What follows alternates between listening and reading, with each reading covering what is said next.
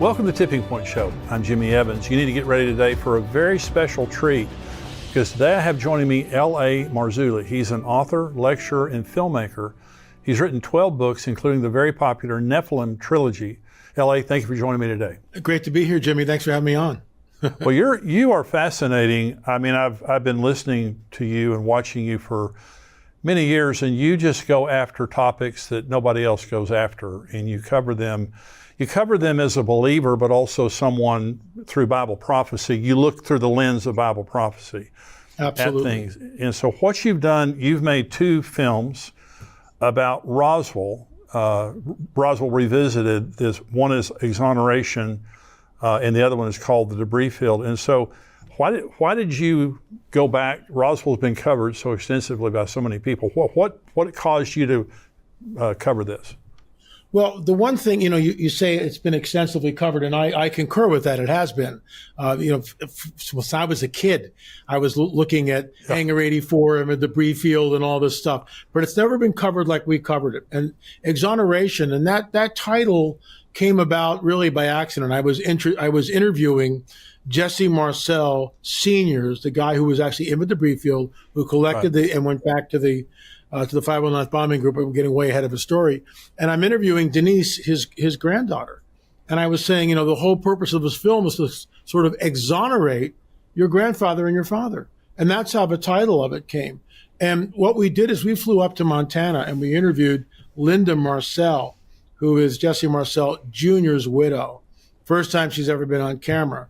And what the whole angle of the film is to look at what the Marcels went through, because he was a fall guy. In fact, I coined the phrase that Jesse Marcel Sr. is the Lee Harvey Oswald of ufology. And for your audience, that the reason why this is important, and it's a very complex scenario. I don't know how much, we've got time to get into some of it. Here's the backstory real quick. It's 1947. World War II has just ended. And it ended in the Japanese theater by the Americans dropping 2 atomic bombs, one Hiroshima, the other on Nagasaki. So now we are in the nuclear era. Right after that, shortly after that, Israel becomes a nation. Big check. Shortly after that, we get this flap of UFOs, and Kenneth Arnold up in Mount Rainier in Washington State sees these shapes, and he calls them flying saucers.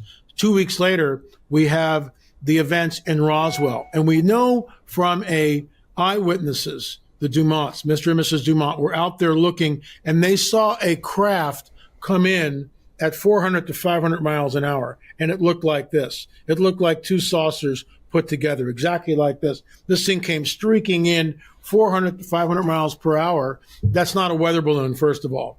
So Mac Brazel is the rancher, and he's out. And I've been to the debris field. The debris field is in the middle of nowhere. I mean, middle of nowhere. It's free range cattle stuff. And so what makes this absolutely incredible is that when Brazel goes out to look at the cows and all that kind of stuff, and he sees this debris field, and he picks up some of the wreckage and he brings it back to Roswell. Hey, something crashed here. Is it one of your guys? He brings it to the sheriff. The sheriff goes, you need to go to the 509th Bombing Group. The 509th Bombing Group was the only atomic bombing group, nuclear capable group on the planet, and it's stationed where? Roswell, New Mexico. Wow. So now you've got a crash, right? I mean, it gets really, really deep here. So Brazel brings the wreckage back, shows it to Jesse Marcel Sr., who's the intelligence officer of the 509th Bombing Group. This guy is smart. He's really smart. He's an intelligence officer. It's not Elmer Fudd. This guy is trained in everything that's out there, what the Russians have, what the Chi-Coms have, what the Nazis have. It's not a Nazi experimental craft, in my opinion. It is, in fact, a craft from another world, but I digress. So the reason why it's so important that originally, you can see I've got all my props here. This is what the Roswell Daily newspaper runs. And I'm sorry, I got the wrong one. It's this one. RAF captures flying saucer. That's the truth.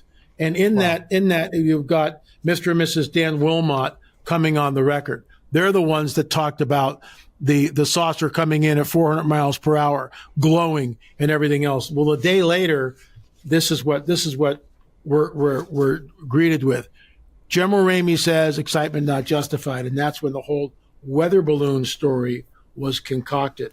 Right. And Tim Alberino comes on the record in the film Exoneration and basically states that they had it right the first time. They told the truth. What crashed there was a crashed disk from another world.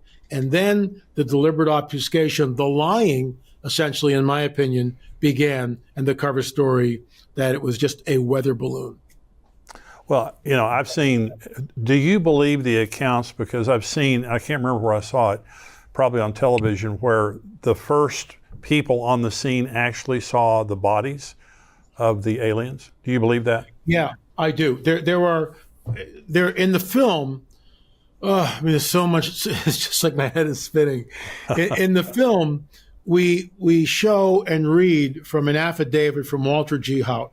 Hout was stationed at Roswell. He was involved in all of this, okay? Very much involved in this whole skullduggery, if I can use that word. He states on the record that he was taken to Hangar 84.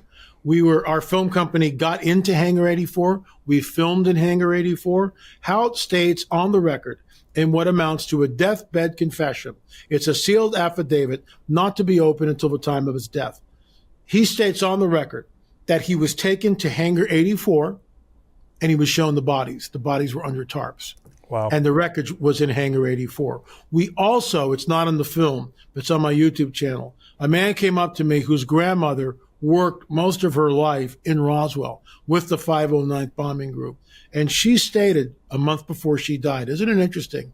It's always a deathbed confession. She stated on the record that that's where Hangar 84, that's where the bodies were kept. We also have in the film Colonel Hill, another deathbed confession, who stated on the record that Roswell was not a weather balloon. He was flown, he was OSS, forerunner of the CIA. He was flown from Dallas-Fort Worth to Roswell, New Mexico within 48 hours. One of the bodies, one of the entities was still alive. He tried to communicate with it. What we have, Jimmy, is a skip site. So here's the ground. This craft comes in like this. It skips, and part of it disintegrates. That's the debris field. That's the first debris field. That's where Jesse Marcel Sr. and Mac Brazel, that's where they were. But then it skips like this, and it lands again, and that's where it explodes, and that's where the bodies were found. Marcel Sr., Major Marcel Sr., never saw the bodies. He saw the wreckage, and he handled the wreckage. Right. On another site, which is a skip site, we actually show this in the film. It was a film that was smuggled out of White Sands. We don't know by whom. But it appears to be real. We've looked at it numerous times, and it shows the craft coming in like this. It skips once. The second time when it hits, it explodes, and shards fly off this thing like bullets out of a gun. And we'll get into that a little bit later. The bodies were recovered. We know that from multiple witnesses. 3 of them I just stated. How many times do we have to hear this? Then you've got Glenn Dennis, who was the mortuary, the funeral director in Roswell, New Mexico. We drove by that. We don't show it in the film, but we visited it. The bottom line is, he was asked to bring in small coffins, the coffins the size of a child. The bodies that were recovered were from a 10-year-old. They were the grays. They were small. They were the size of a 10-year-old child. And people ask, well, what are the grays? Are these extraterrestrials? No, they're not extraterrestrials. They're interdimensional entities from the second heaven. This is the handprints of the fallen dragon, the fallen one, Satan. Yeah. And people had this whole thing, well, why do angels need this? Go to 2 Kings and read Elisha and his servant Gehazi. They're surrounded by the Syrian army, and Gehazi's totally freaked out. We're all going to die. I get that. So Elisha says, open his eyes, Lord. Gehazi goes out of a tent. What does he say? I saw the chariots of fire above the Syrian army. What is a chariot of fire? You tell me. And you can tap dance around that till the cows come home. Because Gehazi is seeing something that he's never seen before. And he has nothing in his wheelhouse, nothing in his paradigm to even communicate what he's looking at. This is thousands of years ago. So the mode of transportation is a chariot. And the mode of lighting at night is a fire. A chariot of fire. Well, what does that sound like? And I get it. Oh, LA, you're just kind of reading in the film. This is exactly what he saw. And so the good guys and the bad guys have them. And then let me just say this. People have trouble. There's a book I'm writing. I've got 6 chapters into it. I've got to get the rungs on the ladder of disclosure book first. The Lord redirected my steps before I finish this one. But this book is called Technology, Supernatural Technology in the Bible. Most of us know the story. Adam and Eve get the boot. They get kicked out of Eden. And the Lord showed me something over the weekend, which I think you'll find really interesting. Jimmy, they were terrified. They were absolutely terrified. That's why they were hiding. You hide when you're terrified. They were terrified. They realized, maybe they couldn't articulate it, but they realized what had just happened, what, on some level, what had been done. I get goosebumps just even thinking about it. So they get the boot, they kicked out of the garden. The Lord sends 2 cherubim to guard the east gate. Well, why not the north, the south, and the west gate? We're not told. But then we get something really interesting. He places a sword, a flaming sword, which turns every which way. Are you ready for this? Oh, yeah. It's a lightsaber. People can laugh at that and joke about it. What is a flaming sword? It's a lightsaber. Yeah. And that technology that we don't have, that's technology, supernatural technology. One more. The New Jerusalem descends from heaven. The thing is 1,500 miles wide. It's the same length, and it's 1,500 miles high. Who does the engineering for that? I mean, 1,500 miles? Who does the energy calcs? How does this work? And it descends. It just doesn't go boom on the ground. It descends slowly. We all get to watch it come down and go, yay! How does that work? Right? We've got a truncated view of the supernatural. There is technology there. Right. So when the Roswell incident happened, and I really do appreciate that insight, it's what I like about the way you present information, is because this is reality. Roswell happened. And they're very credible, testimonies, like you said, of the fact it did crash. There were beings there that came from it. I totally agree with you. These are extra dimensional or interdimensional, interdimensional beings. So General Ramey redacted the original account. Why? He's getting orders from somewhere. In my opinion, this is conjecture. In my opinion, the higher ups, the guys in the Pentagon, remembered War of the Worlds with Orson Welles. And they basically said, we're not going there. Can't do this. Public's not ready for it. And put the kibosh on it, which is what they did. Since then, there's been a rash, so many articles and movies and films and shows that nobody cares anymore. When David Grush stands up in Congress or testifies in Congress that we've retrieved, bodies that are non-human, biologics that are non-human biologics, that nobody cares. I mean, that's like one of the most profound statements of the 21st century. It's just mind-boggling. And more people believe in UFOs than believe in God. Well, and this is what's alarming, that most of our kids, the 20-year-old something, Generation Zers, and even Xers for that amount, believe in the ancient astronaut theory, where we were seated here by extraterrestrials. And that is being promulgated every Friday night on Ancient Aliens. So the kids watch it. They watch Katy Perry, the Alien film. They listen to Taylor Swift's song, which is about alien abduction. I mean, they are being indoctrinated, Jimmy. Yes, they are. They're being indoctrinated. And the church needs to stand up and push back and not be afraid of what's going on. And that's what I love about what you're doing, is because it does give an answer, a specific, plausible answer to these kinds of things, because, UFOs are just real. And they denied them. Now, in your documentary, you talked to Linda Marcel, Dr. Jesse Marcel Jr.'s widow, and she was saying they were harassed. Her family has been harassed because they stood by their story. Is that why they were harassed? Well, exactly. I mean, again, Jesse Marcel Sr. was the fall guy. There's a picture that we show in the film where Marcel has trotted out, all the press is there, and they've switched the wreckage from the UFO for a weather balloon. And Marcel is looking up at General Ramey going like, you've got to be kidding me. This isn't what I saw. He's the patsy. He's the fall guy. And so the Marcel name was disparaged for decades, which is why we call it exoneration. Marcel told the truth. Marcel knows exactly, and we show this clip in the film where Marcel now is an old man. he's well into his 70s at this point, maybe even early 80s. I don't know. I should look that up. But he's an old man, and he's back in a debris field. This isn't, the young man in Roswell, 1947. Right. This is decades later. So he's up there in age, and he looks right at the camera, and he goes, because he's in the debris field, and it's very emotional for him. And he goes, there were pieces of the wreckage. There was this metal, which was, the foil was as thin as aluminum in the foil in a pack of cigarettes, which everyone knows back then because everybody smoked. Yeah. Not so much anymore. No. And you couldn't bend it. You took a sledgehammer to it. You couldn't dent it. I mean, there's so many eyewitnesses that have come forward. I mean, this whole thing is a cover up by the government. But Marcel looks right at the camera in the debris field, and he says, General Ramey and I, but we both knew differently. And he's talking about the way he was trotted out and made to, this is a weather balloon. And he says, they wanted me to speak, but this isn't what I did. I wasn't trained in this. I didn't do this. So he didn't speak. And General Ramey just said, nothing to see here. It's just a weather balloon. Let's all forget about it. And that's how they couched it. And then anybody who was an eyewitness was threatened. We know that from other people who, like Dr. Stanton Friedman and other people who have written on the subject. People were threatened, absolutely threatened, never to say a word about this again. So it was buried really until Dr. Stanton Friedman opened up the can of worms. And, people have studied it, but no one's ever studied it like we have.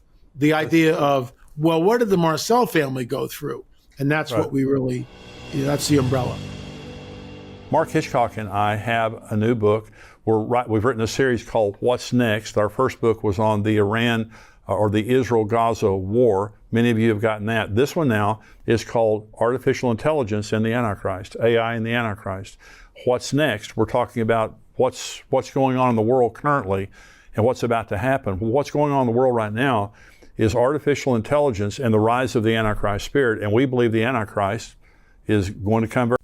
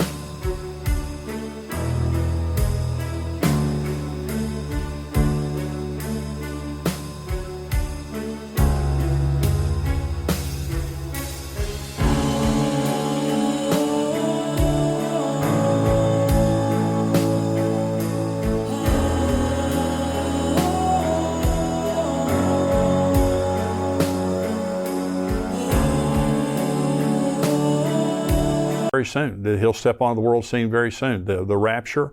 We have another book coming out right after this on the rapture of the church. These are the things that we believe are coming next. And so this releases this coming Friday on Amazon. Be sure and get that, because this will bless you and help you and tell you what's going on right now in the world.